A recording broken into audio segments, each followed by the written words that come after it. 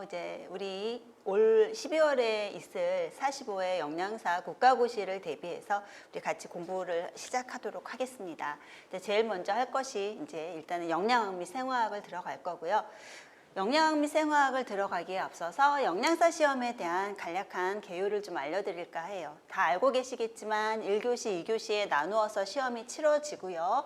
영양학 및 생화학이 60문항 출제되죠. 그리고 영양교육, 식사요법, 생리학 이렇게 세 과목에서 60문항이 출제돼요. 그래서 1교시에 진행되는 시험이 120문항 진행이 되고요. 2교시에 식품학 및 조리원리 40문항, 그리고 급식, 위생관리, 법규에서 60문항 해서 전체적으로 220문항이 출제가 되고 있죠. 이 중에서 우리가 60% 이상이면 합격이 되는데 각 과목마다 과락이라는 게 있습니다. 그래서 60% 이거에 60% 하면은 132문항 이상이 132문제 이상을 우리가 맞추게 되면 합격이 되는데 132개가 넘었다 하더라도 각 과목에서 40점이 안 되는 40%를 맞추지 못한 과목이 있게 되면은 이제 합격이 안 된다라는 과락이라고 하는 그런 제도가 있죠. 그래서 모든 과목을 열심히 다 공부를 하셔야 되고요. 하나도 버리시면 안 되고요. 그래서 132문항 맞추는 거 그 이상 맞추면 합격이죠. 44회 출제 경향이에요. 이건 뭐냐면은 영양학 및 생화학, 영양학 및 생화학 파트에서 그 44회, 그러니까 작년 12월이죠. 그리고 43회, 재작년 12월에 출제됐던 문항을 좀 분석을 해봤어요. 그래서 영양학 및 생화학은 아까 보셨던 것처럼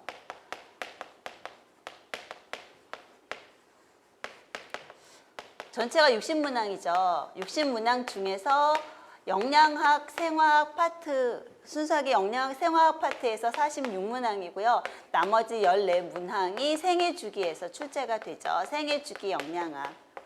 그래서 생애주기 영양학은 이제 다른 교수님께서 잘 가르쳐 주실 거고요. 제가 할 것은 여기 46문항, 그러니까 영양학의 각 영양소의 기본적인 영양 부분, 그러니까 어떤 기능을 하는지, 어떻게 체내에서 그리고 대사가 되는지, 생화학 파트죠. 이제 그거에서 46문항을 이제 제가 여러분이랑 같이 공부하려고 합니다. 그래서 46문항이 어떻게 출제가 됐는지 경향을 좀 보시면 개요 부분이 있어요. 오늘 할 개요 부분은 한국인 영양소 섭취 기준이라고 하는 거, 그 안에 들어있는 개념들, 그거랑 그다음에 우리가 대사를 함에 있어서 알아야 되는 것이 세포에 대한 어떤 기본적인 구조, 그리고 각 세포 소기관들의 어떤 기능, 이런 것들을 봐야 돼서 그게 이제 개요에 들어가는데 매년 그 챕터에서 한 문항 정도가 출제가 되고 있고요.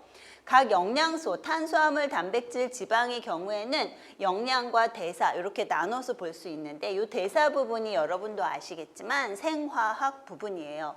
그래서 순수한 영양, 그러니까 기능 뭐 이런 것들, 우리 체내에서 어떤 역할을 하나 이런 부분이 있고, 그 다음에 그 아이가 몸에 들어와서 어떤 기능을 하기 위한 어떤 과정들, 대사, 이렇게 나눠서 볼 수 있는데 탄수화물 영양에서 5문항, 그리고 대사에서 5문항 정도 출제가 되고 있어요. 그 2019년이죠. 2019년에는 조금 더 많이 출제가 됐었고요. 지질 영양에서 5문항, 대사에서 4문항, 거의 반반 출제가 되고 있죠. 단백질 영양에서 4문항, 그다음에 아미노산, 단백질 대사에서 5문항 정도 나오고 있고요. 에너지 대사, 그다음에 비타민, 무기질, 비타민도 지용성 비타민, 수용성 비타민 나눠져 있고, 그다음에 무기질도 다량 무기질, 미량 무기질 나눠져 있는데 각각 서너 문제씩 나온다라는 거. 그다음에 수분에서 한 문항 정도가 출제되고 있어요. 그래서 46문항이 이렇게 영양학, 생화학 파트에서 출제되고 있고요. 영양학 및 생화학의 세부 내용을 보면은 개요는 아까 말씀드렸듯이 한국인 영양소 섭취 기준에 대한 것들, 그리고 영양 밀도라거나 그 다음에 영양 표시에 대한 건데 이 영양 표시는 우리 법규 쪽에서 더 자세하게 언급이 되죠. 그리고 세포의 구조, 기능, 여기서 이제 아까 보셨던 것처럼 한 문항이 나오고요. 탄수화물 영양하면 소화, 흡수, 뭐 혈당 조절, 생리적인 기능, 그리고 얼마큼을 먹어야 하나, 그리고 급원, 어떤 식품을 통해서 섭취가 되나 이런 것들이 영양 쪽에 포함이 되죠. 그리고 관련 문제, 부족했을 때 혹은 과하게 먹었을 때 어떤 문제가 생기나 이런 것들. 그리고 탄수화물에서는 이제 식이섬유, 일반적인 우리가 에너지를 내는 탄수화물과는 조금 다른 기능을 하기 때문에 식이섬유 파트가 조금 떨어져 있어요. 그리고 대사에서는 탄수화물에서 해당작용, TCA, 전자전달계, 오탄당, 인산경로, 포도당, 신생, 글리코겐, 대사 이런 것들이 나오고요. 그 다음에 지질 영양에서는 소화, 흡수, 운반, 체내에서 얘네들이 운반되려면 얘네들은 물에 안 녹는 아이기 때문에 혈액을 지나다닐 때 혼자 못 다니겠죠. 그래서 어떤 형태로 운반이 되나 이런 내용도 있고요. 생리적인 기능, 그리고 섭취 기준, 급원, 관련 문제 이런 것들. 지젤 대사에서는 중성지방, TG죠. 트리글리세리드의 대사, 그 다음에 케톤체 대사, 콜레스테롤 대사 이렇게 세 가지, 크게 세 가지로 나눠서 이제 내용이 정리가 되어 있죠. 단백질 영양은 단백질의 소화, 흡수, 단백질의 생리적인 기능, 단백질의 질을 평가하는 방법, 이 식품에 들어있는 이 단백질은 질적으로 어떤 우리 체내에서 영향을 미치나 질적으로 얼마나 좋은가, 좋지 않은가 이런 것들을 평가하는 방법들이 언급이 되고요. 단백질 섭취 기준, 급원, 관련 문제.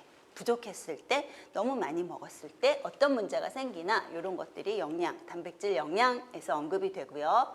단백질 아미노산 대사에 가서 보면은 아미노산의 대사 질소가 배설될 때 어떻게 그 요소로 바뀌어서 배설이 되나 이런 내용들, 그리고 핵산, 단백질 생합성, 그 다음에 유전자 발현이라고 해서 핵산 부분이 여기서 언급이 되고요. 효소에 대한 내용이 언급이 돼요. 그래서 이 효소와 그 핵산에 대한 내용까지 단백질 대사에 포함이 되어 있어서 단백질 대사가 조금 방대하다라고 할 수 있어요. 근데 이제 우리 교재를 보면서 수업할 때는 이 두 파트를 좀 따로 떼서 다른 챕터에다가 이제 집어넣으려 합니다. 에너지 대사, 에너지 필요량, 에너지 섭취 기준, 에너지 섭취와 관련된 문제들, 그리고 에너지 대사의 통합적인 조절이라거나 알코올 대사까지 여기서 언급이 돼요.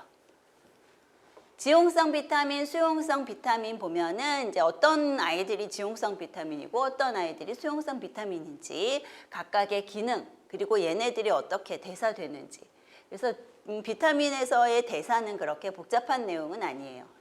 대사에 대한 내용도 포함이 되어 있고, 결핍됐을 때, 과잉이었을 때 어떤 증상이 나타나는지, 그리고 섭취 기준, 급원에 대해서 지용성 비타민과 수용성 비타민으로 나누어서 이제 살펴볼 거고요.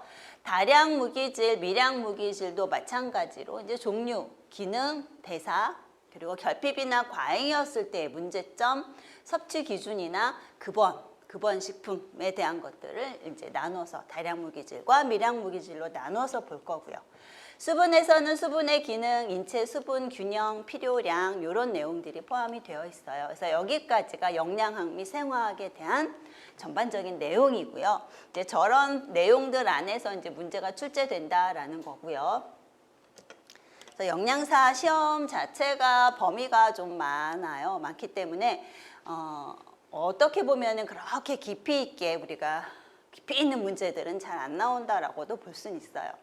그래서 매년 출제 그 난이도가 조금씩 다른데 2019년이랑 2020년이랑 여러분 아시겠지만 합격률의 차이가 엄청 많이 났죠. 그래서 2019년에는 50%대였던 것이 2020년에 70% 합격률이 나왔어요. 전국적으로.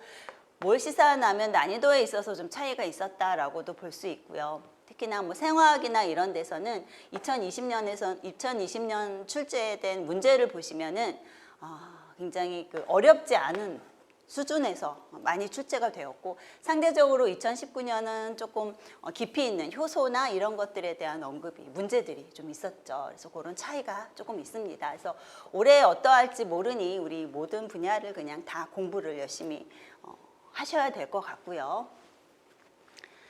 자, 제일 먼저 우리가 챕터 1이에요. 영양학의 기초, 이제 본격적으로 수업을 들어가도록 할게요. 그래서 영양학의 기초에서는 개요랑 세포에 대한 얘기가 있어요. 개요에서는 한국인 영양소 섭취 기준, 그 다음에 영양 표시 이런 내용이 있어요. 한국인 영양소 섭취 기준 개정이 됐죠. 섭취 기준. 이게 이제 5년마다 개정을 하도록 국민영양관리법에 명시가 되어 있어요. 2015년에 개정이 돼서 2015년도에 개정된 내용으로 작년까지 이제 봤으면 작년 거의 2020년 12월에 발표가 됐어요. 2020년도 판이. 그래서 이제는 개정된 내용을 여러분이 좀 보셔야 되고요. 개정된 내용이 그렇게 많지는 않고 이제 몇몇 개정된 내용들이 있습니다. 그래서 그거는 이제 같이 수업하면서 언급을 하도록 하고요. 자, 세포의 구조, 세포막을 통해서 이제 물질이 이동을 하는데 이동하는 방법이 여러 가지가 있어요. 그래서 이 물질 이동 방법들 보고요. 그다음에 세포의 성장에 대해서 간략하게 나와 있으니까 이제 그 내용 보고요. 그래서 제일 먼저 한국인 영양소 섭취 기준이에요. 한국인 영양소 섭취 기준을 보면은 여러 가지 그 수에 대한 개념들이 나와 있어요. 그러니까 그 영양 섭취량에 대한 개념이 여러 가지가 있어서 일단은 평균 필요량, 권장 섭취량, 충분 섭취량, 상한 섭취량, 그리고 새로 나온 만성 질환 위험 감소 섭취량 해가지고 5가지가 있어요. 그래서 일단은 분류를 어떻게 하나 하면 사람들이 너무 못 먹어서 너무 안 먹어서 위험할 수 있다라는 것을 예방하기 위해서, 그러니까 결핍 위험을 예방하기 위해서 제시하고 있는 그런 개념이 있고요. 너무 먹어서 이제는 지금은 걱정스러운 것이 이제 결핍이나 부족보다는 불균형이죠. 어떤 건 너무 적게 먹고 어떤 건 너무 많이 먹고 그래서 불균형이 문제이다 보니까 과잉 위험을 예방하기 위한 어떤 특정 영양소 너무 먹어서 위험할 수 있는 그런 위험성에 대한 어떤 경고 차원에서 제시되어 있는 수치도 있고요. 그 다음에 이제 식인성이라고 해서 먹는 음식으로 인해서 생기는 어떤 만성 질환들이 있어요. 그러니까 만성 질환 중에서 이제 식이 조절을 잘 하게 되면은 그러한 만성 질환을 예방할 수 있다라는 그런 개념으로도 볼 수 있고요. 그러니까 식인성, 만성 질환, 위험 감소를 위한 어떤 섭취 기준이 있어요. 그래서 이렇게 3가지로 나눠서 볼 수 있고요. 결핍 위험을 예방하기 위해서 제시한 것이 평균 필요량과 평균 필요량에다가 살짝 플러스 알파 해서 제시한 것이 권장 섭취량이죠. 그래서 평균 필요량과 권장 섭취량은 결핍의 위험을 예방하기 위해서 우리가 설정해 놓은 그런 개념이고요. 과잉 위험, 이제 너무 먹어서 과잉증의 우려가 있을 것을 염려해서 우리가 설정한 것이 상한 섭취량이죠. 상한 섭취량.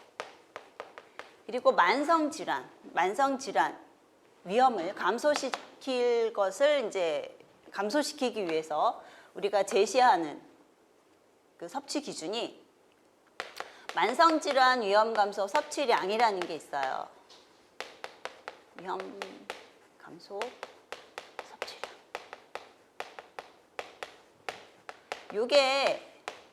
요게 이제 올해 처음 나온 개념이죠. 그래서 이게 나트륨의 경우에 만성질환 위험 감소 섭취량. 나트륨의 섭취가 너무 많았을 때 생기는 어떤 고혈압이나 이런 만성질환을 염려해서 설정되어 놓은 수치예요. 그리고 이제 에너지 적정 비율 같은 것들이 여기 들어가죠. 에너지 섭취 적정 비율. 그래서 탄수화물, 단백질, 지방이 각각 에너지 중에 몇 %씩 차지하는지, 그렇게 몇 %씩 차지하게 먹어야만 건강한지 이런 것들을 이제 제시하고 있는 거죠. 그래서 탄수화물이 과하거나 지방이 과했을 때 나타나는 어떤 문제점 이런 것들로 인해서 만성질환이 그게 이제 나중에 유발이 될 수 있기 때문에 이런 에너지 적정 비율 같은 것들이 이제 설정이 되어 있어요. 그래서 크게 이렇게 나눠서 볼 수 있고요. 여기 보시는 것처럼 이제 일상적인 영양소 섭취량이에요. 그래서 부족할 확률, 그 다음에 이제 너무 과다하게 먹어서 위험해질 확률. 하나도 안 먹으면 부족할 확률 100%죠. 근데 섭취량을 늘려가면서 점점점 부족할 확률이 적어져요. 그래서 이게 절반 정도, 부족할 확률이 한 절반 정도 되는 것이 평균 필요량이라고 하는 개념이고요. 그 다음에 거기다 플러스 알파해서 조금 더 그 부족할 확률을 낮춰 놓은 것이 이제 권장 섭취량이고, 충분 섭취량은 여기 어디쯤에, 여기 어디쯤, 이건 이제 추정을 하는 것인지라 여기 어디쯤, 상한 섭취량은 이제 위험할 확률이 나타나기 전에 가장 맥시멈의 어떤 섭취량이죠. 요게 이제 상한 섭취량. 그래서 그 이상으로 먹게 되면 과다하게 먹어서 생기는 위험이 이제 증가하는 거죠. 그래서 각각의 개념을 하나씩 보도록 할게요. 평균 필요량, 그러면 인구 집단을 구성하는 건강한 사람들의 일일 영양 필요량의 무슨 값? 중앙값이에요. 딱 중앙에 있는 값. 그리고 인구 집단의 50%에 해당하는 사람들의 하루 필요량을 충족하는 수준이다. 그러니까 사람들마다 같은 나이, 같은 성별의 사람이라고 할지라도, 성별이 같고 나이가 같아도 사람들마다 이제 뭐 근육량이라거나 활동량, 키, 체중 이런 것들이 다 다르고 그 사람이 갖고 있는 어떤 유전적인 인자도 다르다 보니까 필요량, 이 동일한 연령과 동일한 성별을 가진 사람들이 필요로 하는 양은 단일 수치가 아닌 분포치로 나오는 거죠. 사람들마다 키, 체중, 근육량, 활동량, 유전 이런 것들이 다르다 보니 필요량이 이렇게 분포치로 나오더라. 필요량이. 그래서 딱 중앙에 있는 값, 여기가 평균 필요량인 거죠. 평균 필요량. 그러니까 사람들, 동일한 연령, 동일한 성별의 사람들 100명 중에서 딱 절반만 충족이 되는 거죠. 절반의 사람들은 이렇게 먹으면 부족할 수 있다는 얘기예요. 그래서 이렇게 딱 중앙값이 평균 필요량이고요. 여기다가 표준 편차의 2배 혹은 변이 계수의 2배를 해 놓은 것이 권장 섭취량이에요. 권장 섭취량은 대부분의 사람들의 영양 필요량을 충족하고 있죠. 이 안에 있는 사람들 다 충족이 되는 수치예요. 그래서 이 안에 있는 사람들이 거의 한 97%, 98% 정도 되는 거죠. 그러니까 그 연령, 그 성별을 가진 사람들이 권장 섭취량만큼 먹고 있으면 부족할 확률은 굉장히 적은 거예요.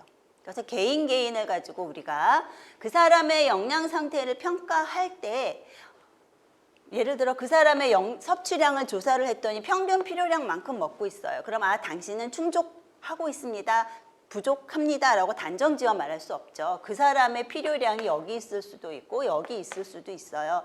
그래서 우리는 늘 확률로 얘기하죠. 평균 필요량만큼 먹고 있으면 충족할 확률이 50%고요. 부족할 확률이 50%입니다. 이렇게 이야기할 수 있어요.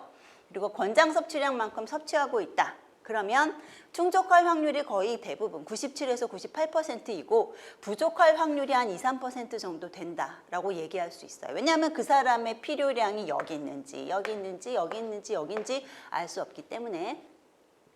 자, 그래서 평균 필요량은 그 집단의 사람들의 그 필요량의 중앙값에 해당이 되고요. 그 다음에 권장 섭취량은 거기다가 플러스 알파, 표준 편차의 2배. 변이 개수의 2배를 한 것이 권장 섭취량이에요. 그래서 보시는 것처럼 평균 필요량의 표준 편차나 변이 개수의 2배를 더해서 정한 값이고요. 인구 집단의 97, 98%에 해당하는 사람들의 필요량을 충족하고 있는 거죠. 주의하실 것이 우리 한국인 영양소 섭취 기준, 그러면 기준 자체가, 그러니까 대상 자체가 건강한 사람들이에요. 건강한 사람들을 대상으로 하고 있고요. 건강한 사람들이 이렇게 먹었을 경우에 건강을 유지하는, 최적으로 유지할 수 있는 어떤 수치들을 제시하고 있는 거예요. 기준 자체가 건강한 사람들이다라는 거. 그래서 그런 문제도 있죠. 입원 환자들이 경우에 이제 문제로 보기로, 입원 환자들이 경우 한국인 영양소 섭취 기준에 나와 있는 그런 수치에 맞춰서 영양소를 섭취시키는 것이 맞다라고 나올 수도 있어요. 그러니까 그거는 이제 아닌 거죠. 그래서 질환이 있는 사람들의 경우에는 이 한국인 영양소 섭취 기준에 맞춰서 섭취시키지 않아요. 어떤 사람은 섭취 기준에 나와 있는 것보다 훨씬 많은 양의 단백질을 섭취해야 되는 사람도 있고, 어떤 사람은 더 적은 양의 단백질을 섭취해야 되는 사람도 있고, 그래서 질환이 있는 사람들을 대상으로 제시하고 있는 수치들이 아니라 건강한 사람들을 대상으로 제시하고 있는 수치다라는 거 이것도 꼭 기억을 하셔야겠죠. 그래서 일단은 평균 필요량과 권장 섭취량에 대한 개념을 봤어요. 두 가지. 자, 그래서 이런 분포치, 이런 분포 그림을 그리려면 필요한 것이 어떤 기능적인 지표가 있어야 돼요. 섭취량에 민감하게 반응하는 기능적 지표, 그 다음에 그 사람의 영양 상태를 평가할 수 있는, 판정할 수 있는 어떤 평가 기준, 이런 것들이 명백하게 존재할 때 이런 분포치의 그림이 나온다는 얘기죠. 그런데 이런 그림을 그리기에는 어떤 기능적 지표, 평가 기준 이런 것들이 명확하지 않아요. 다시 말해서 과학적으로 어떤 데이터를 우리가 얻기에는 좀 부족한 그런 영양소들도 있거든요. 그래서 그런 것들은 어떻게 하냐면 역학조사를 해요. 실험 연구, 관찰 연구. 그래서 이런 그 평균 필요량이나 권장 섭취량을 설정할 수 없는 그런 영양소의 경우에는 기능적 지표나 평가 기준이나 이런 것들이 명확하지 않아서 분포치에 어떤 정규 분포 곡선을 그릴 수 없는 그런 영양소의 경우에는 실험 연구나 관찰 연구를 해요. 다시 말해 역학조사를 하는 거죠.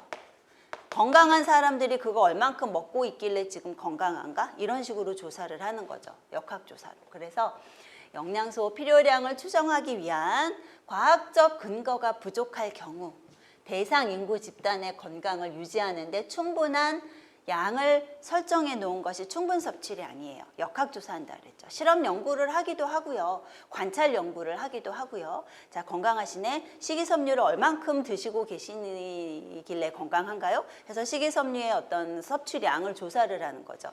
그래서 그거를 충분 섭취량으로 제시하는 거예요. 일반적으로.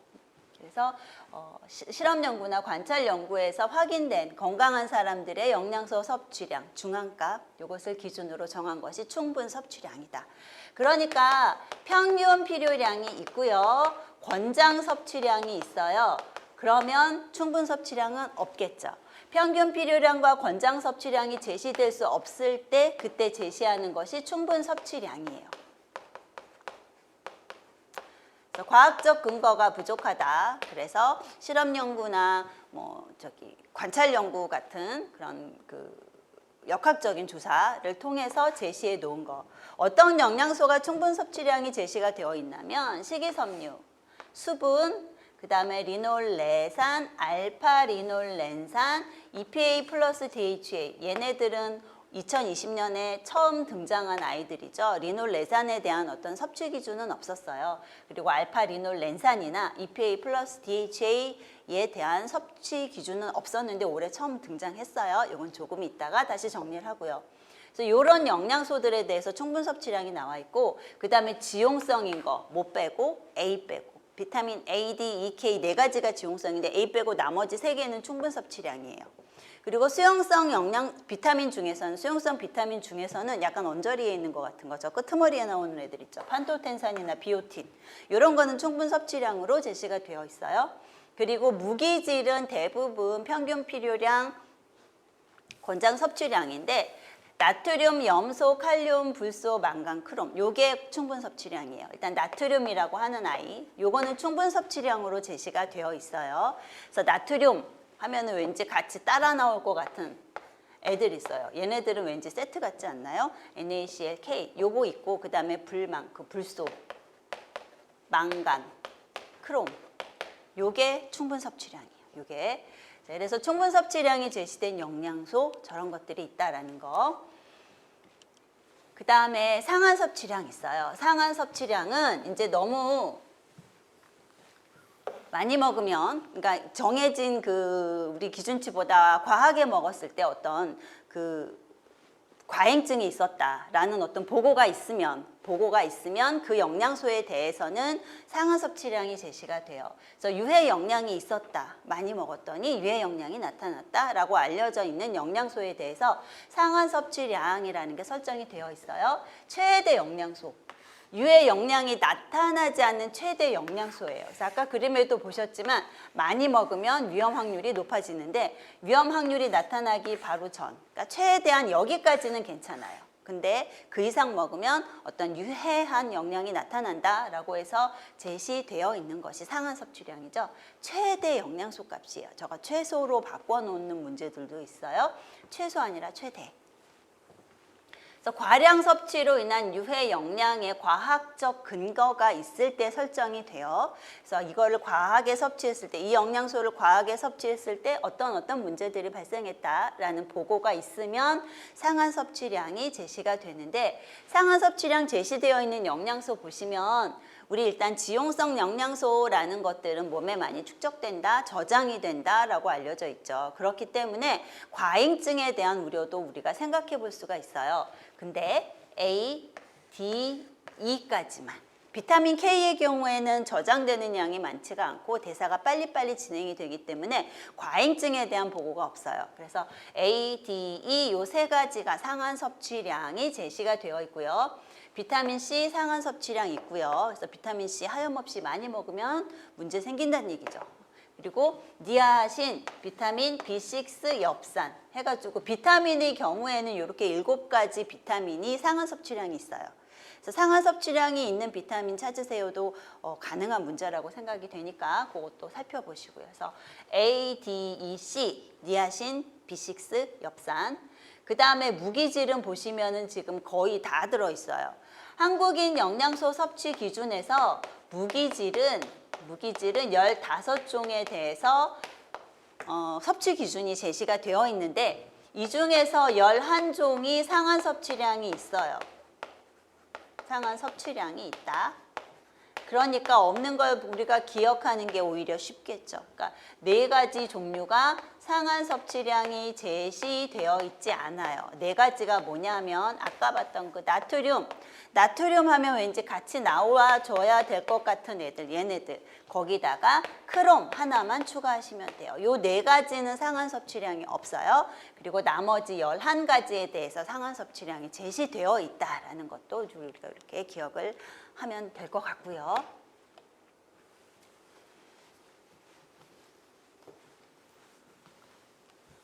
그 다음에 2020년 한국인 영양소 섭취 기준에서 새롭게 등장한 개념이에요. 만성질환 위험 감소 섭취량. 이건 뭐냐면 건강한 인구 집단. 지금 모든 한국인 영양소 섭취 기준에 나와 있는 수치들은 누구를 대상으로 했다? 건강한 사람을 대상으로 한 거예요. 건강한 사람. 그러니까 병원에서는 한국인 영양소 섭취 기준에 딱 맞춰서 영양 분석을 해가지고 그 식사를 제공할 필요가 없는 거죠. 그러니까 병원에서는 아픈 사람들한테 맞는 그런 어떤 식이 조절이 다 들어가요. 결과적으로 병원에서는 한국인 영양소 섭취 기준에 꼭 입각해서 모든 사람들한테 식사가 제공되는 거 아니죠. 그래서 건강한 사람들을 일단 기준으로 하는데 건강한 인구 집단에서 만성 질환의 위험을 감소시킬 수 있는 영양소의 최저 수준의 섭취량. 그러니까 이게 목표란 얘기는 아니에요. 목표란 얘기는 아니고 만약에 제시되어 있는 기준치가 있어요. 지금 한국인 영양소 섭취 기준 제시된 게 나트륨이에요. 모든 연령에 대해서 나트륨의 만성질환 위험 감소 섭취량이 설정이 되어 있는데 성인을 기준으로 했을 때 2,300mg이 제시가 되어 있어요. 2,300mg 나트륨이 만약에 이 2,300mg보다 많이 먹고 있다. 그러면 낮추란 얘기예요. 그러니까 2,300mg보다 많이 먹고 있으면 낮춰라. 그런 개념인 거죠. 그러니까 이게 2,300을 목표치로 생각하는 건 아니고요. 이걸 목표로 해서 먹어라는 아니고 2,300mg보다 지금 많이 먹고 있으면 낮추는 게 좋을 것이다 라고 나온 개념이에요. 그래서 기준치보다 높게 섭취할 경우 전반적으로 섭취량을 줄이면 만성질환에 대한 위험을 감소시킬 수 있다. 2,300mg보다 많이 먹고 있으면 줄였을 때 만성질환의 위험을 감소시킬 수 있다라는 개념으로 도출된 섭취 기준이에요. 한국인 그러니까 영양소 섭취 기준에 만성질환 위험 감소 섭취량 제시되어 있는 거 나트륨.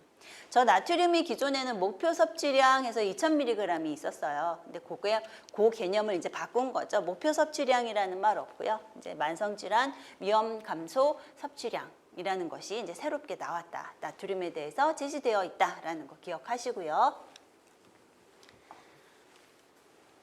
그다음에 에너지 필요 추정량이라는 거 있어요. 에너지 필요 추정량. 그래서 에너지 기준이 설정이 되어 있죠. 모든 연령별로, 성별로 얼만큼의 킬로칼로리 섭취하는 게 적절하다라고 제시가 되어 있는데 그거는 어떻게 추정을 한 거냐면 소비량. 그러니까 그 사람이 에너지를 얼만큼 필요로 하는지는 몰라요. 그거를 측정하기도 어렵고 결과적으로 섭취하는 것보다는 이제 소비하는 거, 얼만큼의 에너지를 소비하고 있어서 지금 건강하게 살고 있는지를 가지고 제시한 것이 에너지 필요 추정량이에요. 그래서 이거를 추정할 때의 근거는 소비량을 가지고 추정을 했다라는 거. 그리고 이 개념 자체는 어디에 해당하느냐? 평균 필요량에 해당하는 값이에요. 그래서 29세 남자의 경우에는 하루에 에너지 필요 추정량이 2600kcal예요. 그래서 2600kcal라는 것이 19 내지 29세 남자들의 중앙값이란 얘기죠. 2900kcal. 그래서 평균 필요량에 해당하는 값이에요. 그래서 이 단일 수치로만 나와 있고요. 우리가 에너지가 얼만큼 필요한가를 우리가 계산을 할 때는 보통 성별이 들어가고 신장, 키, 활동량 이런 거를 감안을 해서 우리가 계산을 하죠.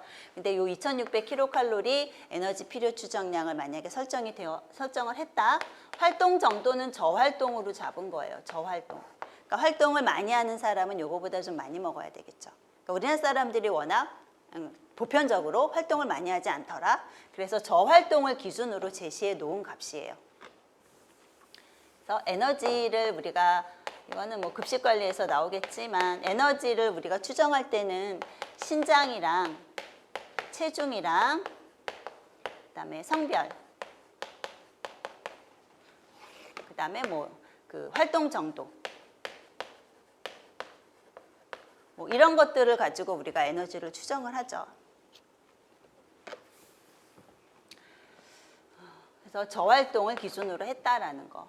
자, 평균 필요량이라고 했어요. 평균 필요량에 해당하는 값이고요. 권장 섭취량은 설정하고 있지 않아요. 그래서 권장 섭취량이라는 거는 아까 얘기를 했지만 평균 필요량에다가 플러스 알파를 해놓은 것이 권장 섭취량이에요. 플러스 알파를 안 했다는 얘기예요. 플러스 알파. 그 사람이 필요로 하는 에너지에다가 플러스 알파를 해서 더 먹게 되면 그건 결과적으로 지방으로 저장이 돼버리죠. 그러니까 활동에 필요한, 그 살아가는 데 필요한 뭐 기초대사량부터 해서 그런 에너지를 소비하는 데 필요한 것 이상으로 섭취를 하게 되면 그것은 결국에는 지방으로 저장이 되어버리기 때문에 플러스 알파가 그렇게 권장하는 그런 개념은 아닌 거죠. 그래서 딱 필요한 것만 섭취하는 게 바람직해요. 그래서 권장 섭취량이라는 개념은 포함이 되어 있지 않고요. 에너지 필요 추정량 한 가지만 나와 있죠. 중요한 거 에너지 필요 추정량은 평균 필요량에 해당하는 값이다. 그리고 에너지 소비량을 통해서 추정을 한 것이다 라는 거. 그리고 권장 섭취량은 설정이 되어 있지 않다 정도를 여러분이 기억을 하셔야 되고요. 자, 한국인 영양소 섭취 기준 2020년도 판이에요. 나와 있는 게 지금 에너지 및 다량 영양소 12종, 비타민 13종. 무기질 15종 해서 토탈 40종이 나왔죠. 40종. 2015년에 36개였어요. 36개였는데 40종으로 지금 4개가 늘어났죠. 탄수화물에 대한 평균 필요량과 권장 섭취량이 새롭게 등장을 했고요. 알파 리놀렌산, 리놀레산, EPA, DHA에 대해서 아까 봤듯이 충분 섭취량이 추가가 됐어요. 그래서 이렇게 4개가 추가가 돼서 이제 40종으로 늘어난 거죠.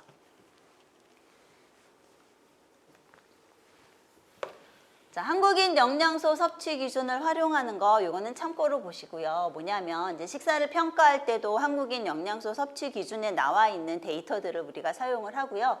그다음에 계획할 때도 거기 나와 있는 그런 설정 기준 이런 것들에 입각해서 계획을 하죠.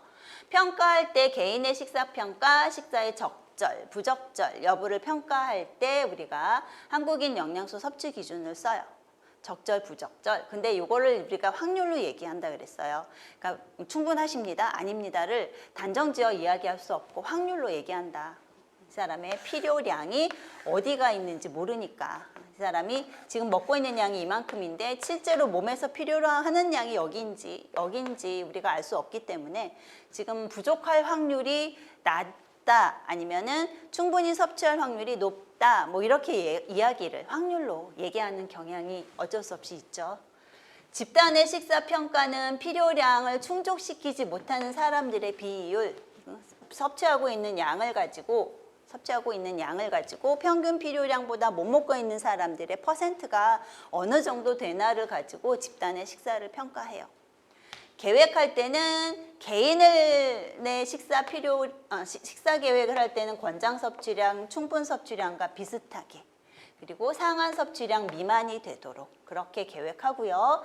집단의 식사 계획을 할 때는 평균 필요량 미만인 사람의 비율을 최소화, 그 다음에 중앙값이 충분 섭취량이 되도록 평균 필요량 없으면 섭취량의 중앙값이 충분 섭취량에 거의 맞게 그 다음에 상한 섭취량 이상으로 섭취하는 사람의 비율을 최소화하도록 계획을 해요. 그러니까 모두를 충족시킬 수는 없어요. 그러니까 일정한 비율을 정해야죠. 평균 필요량 미만인 사람, 상한 섭취량 이상인 사람의 비율을 어느 정도로 잡는다라고 계획을 한 다음에 이제 그 기준을 정한 다음에 식사 계획을 하죠. 자, 중요한 것은 집단의 식사 평가, 집단의 식사 계획할 때는 권장 섭취량을 쓰지 않는다라는 것을 참고로 알아두세요. 집단의 식사 계획을 한다거나 집단의 식사를 평가할 때는 권장 섭취량을 사용하지 않는다. 그리고 개인의 식사 계획을 할 때는 평균 필요량을 안 써요. 개인의 식사 계획할 때는 평균 필요량을 쓰지 않는다라는 거.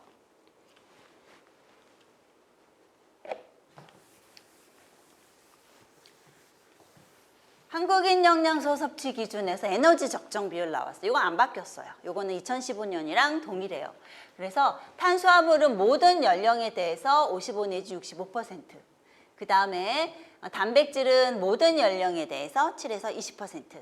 지방은 아기들만, 1 내지 2세 아기들만 20에서 35%, 나머지는 15에서 30% 동일하죠. 포화지방은 지금 3세 이상에서부터 제시가 되어 있어요. 8% 미만, 그리고 19세 넘어가면 7% 미만, 트랜스 지방은 둘 다 1% 미만. 이 표는 수치들을 다 기억을 하셔야겠죠. 그래서 이거 안 바뀌었어요. 안 바뀐 거 바뀐 게 거의 없기 때문에 기존에 아마 공부를 하셨으면 그냥 그대로구나 라고 아시면 될 것 같아요. 그리고 총 당류 섭취량은 당류에 대한 어떤 기준까지도 이제 나와 있죠. 그래서 당류의 섭취가 우리나라 사람들의 당류 섭취가 자꾸 증가하고 있다. 이것이 어떤 뭐 만성 질환의 원인이 될 수 있다라는 우려로 인해서 총 당류 섭취량에 대한 기준도 마련이 되어 있죠. 그래서 에너지 섭취량의 10에서 20%. 총 당류, 그 중에서 첨가당이라는 얘기는 넣는 거예요. 우리가 요리할 때 넣는 거, 설탕, 물엿, 꿀, 시럽 이런 것들 있죠. 그런 것들을 우리가 이제 별도로 10% 이내로 넣어라라고 제시가 되어 있어요. 이것도 기억을 하시고 콜레스테롤이 없어질 줄 알았는데 안 없어졌어요. 그래서 콜레스테롤이 여전히 있어요. 19세 이상에서 300mg 미만 19세예요. 300mg 미만 섭취하도록 권고하고 있죠. 그래서 에너지 적정 비율, 탄수화물, 단백질, 지방에 대해서 제시가 되어 있고, 그 다음에 이제 그 세부적으로 탄수화물 중에서는 당류에 대한 어떤 섭취 비율에 대한 그 기준이 나와 있고, 지질에서는 포화지방과 트랜스 지방에 대해서 언급이 되어 있죠. 기존에는 여기 그것도 있었죠. 오메가3, 오메가6. 근데 이제 아까 봤었던 것처럼 충분 섭취량으로 빠져버리는 바람에 리놀레산, 알파리놀렌산 충분 섭취량으로 빠져나갔기 때문에 지금 표에 빠졌어요. 없어요. 연령별 열량 영양소 섭취 기준이 어떻게 제시되어 있는지 정리를 그냥 좀 해봤어요. 지금 탄수화물 때문에 약간 지금 옛날이랑 다른 경향이 좀 나와서 탄수화물의 경우에는 0에서 5개월인 아기들, 단백질의 경우, 지질의 경우 0에서 5개월인 아기들은 섭취량을 충분 섭취량으로 제시하고 있어요. 뭐가 기준일까요? 모유가 기준이죠. 모유를 통해서 섭취하는 양을 기준으로 해서 역학조사해가지고 충분 섭취량을 제시하고 있는 거고요. 그 다음에 6에서 11개월인 아이들은 탄수화물과 지질의 경우에는 충분 섭취량이 제시가 되어 있어요. 뭐가 기준이었을까요? 모유에다가 플러스 이유식이 여기는 들어가겠죠. 아기들이 먹는 모유와 이유식을 기준으로 해서 충분 섭취량이 제시되어 있어요. 단백질은 여기서부터 평균 필요량과 권장 섭취량이 나오게 되죠. 그래서 단백질은 평균 필요량, 권장 섭취량이 기존에 그냥 그전부터 제시가 되어 있었고, 탄수화물의 경우에는 1세 이후에 평균 필요량과 권장 섭취량이 2020년에 이제 새롭게 등장을 했어요. 그래서 평균 필요량, 권장 섭취량이 제시되어 있다. 탄수화물이. 그 다음에 에너지 적정 비율 아까 우리 표에서 봤어요. 55에서 65, 7에서 20, 15에서 30 그거 제시되어 있는 거 우리 아까 표로 봤죠. 그래서 에너지 적정 비율 다 나와 있어요. 그래서 지질만 온리 에너지 적정 비율로만 나와 있고, 지질만 어떤 충분 섭취량, 평균 필요량, 권장 섭취량 이런 것들이 제시되어 있지 않다라는 거. 그래서 연령별로 에너지 영양소, 열량 영양소에 대한 어떤 한국인 영양 섭취 기준 봤고요.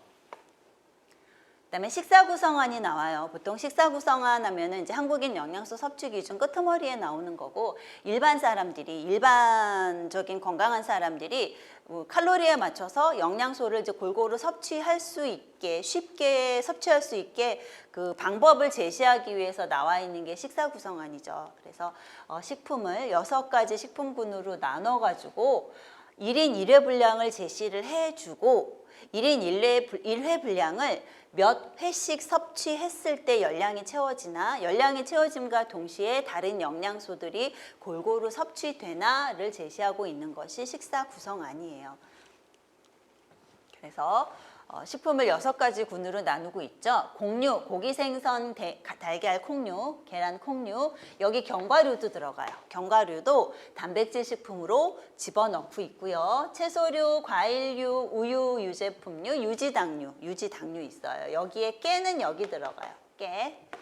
그래서 각 식품군별로 1인 1회 분량, 보통 사람들이 성인이 한 번 먹을 때 얘를 얼만큼 먹는지 1회 분량에 대해서 제시를 하고 있고, 1인 1회 분량씩 섭취했을 때 몇 칼로리가 섭취되는지도 여러분 그 교재에 보면 나와 있죠. 그래서 곡류의 경우에는 1인 1회 분량만큼 섭취하면 300kcal 뭐 이렇게. 그래서 요 표에 대한 거는 아마 여러분 급식관리 쪽에서 자세하게 보실 것 같아요. 그래서 1인 1회 분량 제시되어 있고, 권장 섭취 패턴은 이제 칼로리별로 나와 있죠. 칼로리별로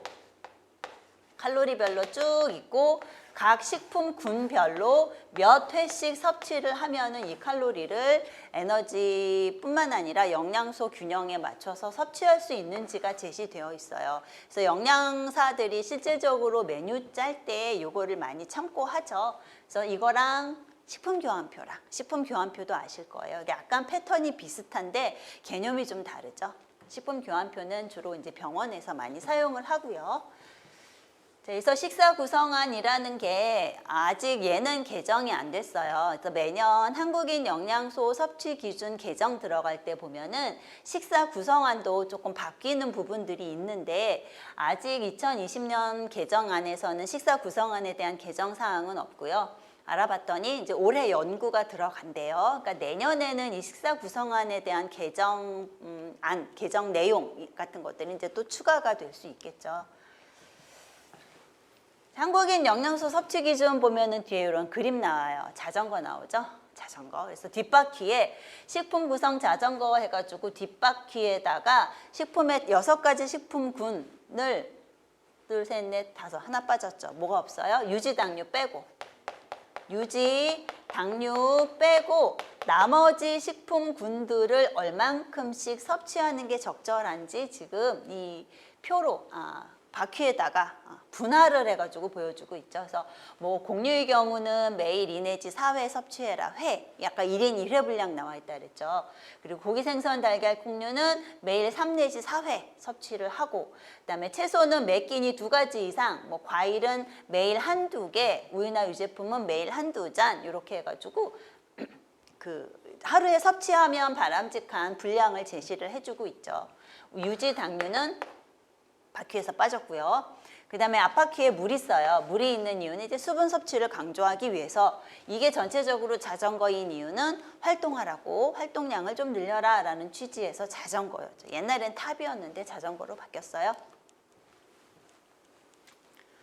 자, 한국인 영양소 섭취 기준에 대한 개념들을 지금 살펴봤고요. 그 다음에 영양 표시가 있어요. 근데 영양 표시는 뭐 아시겠지만 그 식품에 들어있는 영양 성분의 함량을 어떤 제시되어 있는 기준으로 제시되어 있는 양식에 맞춰서 이제 표시해라 라고 해가지고 나온 게 영양 표시죠. 근데 그 대상 식품이 이렇게 정해져 있어요. 그리고 영양 표시에 대한 내용은 식품 등의 표시 기준, 표시 광고, 식품 등의 표시 광고에 관한 기준,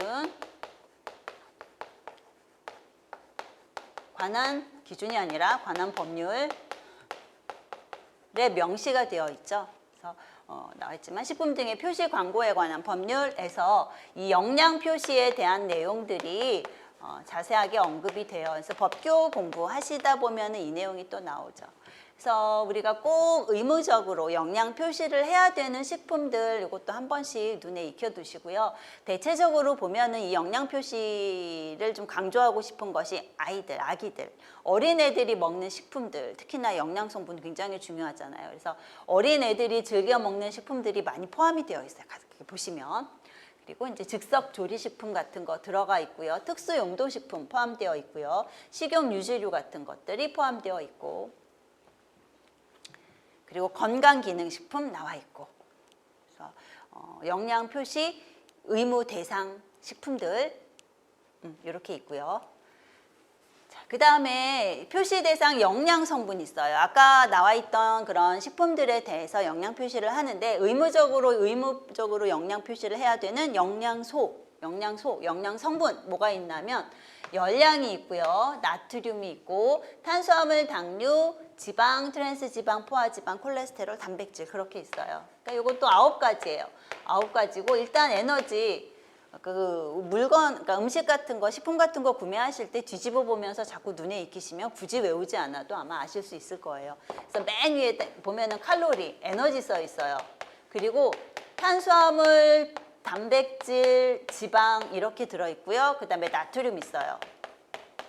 우리가 영양 성분을 할 때는 조금 걱정스러우니까 하라는 거죠. 그러니까 많이 먹어서 조금 염려되는 애들이 여기 들어있어요. 그래서 탄수화물 중에서도 당류 좀 걱정되죠. 자꾸 달게 먹어서. 그리고 단백질 있고, 지질 중에서는 약간 염려되는 거 포화지방 있고요. 그 다음에 트랜스지방 있고요. 그 다음에 또 뭐 있어요? 염려스러운 거 콜레스테롤 있어요. 그래서 9개예요. 하나, 둘, 셋, 넷, 다섯, 여섯, 일곱, 여덟, 9개. 이렇게 기억을 하시면 되고, 이거 이외에도 이제 영양 성분 표시를 굳이 하고 싶으면 해도 돼요. 해도 되는데 이 식품 등의 표시 광고에 관한 법률에 보면은 영양 성분 기준치라는 표가 나와 있어요.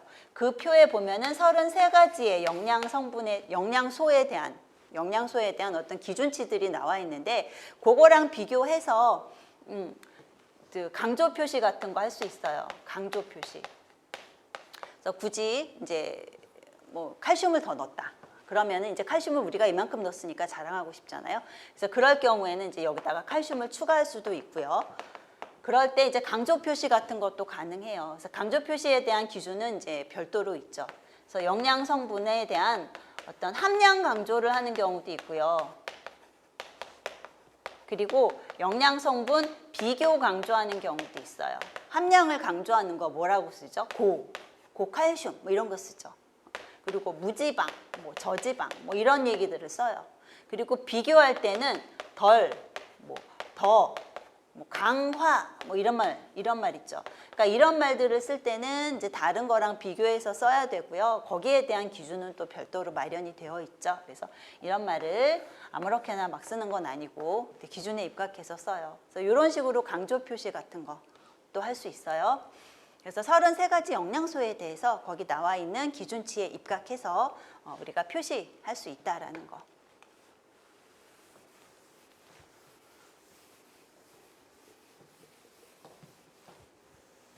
그 다음에 영양 밀도예요. 밀도. 식품 내 각 영양소의 함량을 열량 대비 비교한가. 그러니까 열량 대비 그 영양소가 얼만큼 들어있는지를 나타내는 것이 영양 밀도예요. 영양소 함량, 특정 영양소. 그래서 만약에 이제 영양소가 많을수록, 그러니까 동일한 에너지를 제공한다. 똑같이 100kcal예요. 100kcal인데 상대적으로 영양소가 많이 들어있는 것이 영양 밀도가 높고요. 우리는 그런 식품을 선택하는 것이 바람직하겠죠. 그래서 그런 개념으로 사용을 하고 있어요. 열량이 동일할 때는 영양소가 많을수록, 그리고 열량은 적을수록 밀도가 높다라고 얘기하는 거죠. 얘는 적고 얘는 많을수록 바람직한 식품이다라는 얘기예요. 그래서 주로 동일한 열량을 제공하는 식품들의 영양소 함량을 비교할 때 이용을 한다.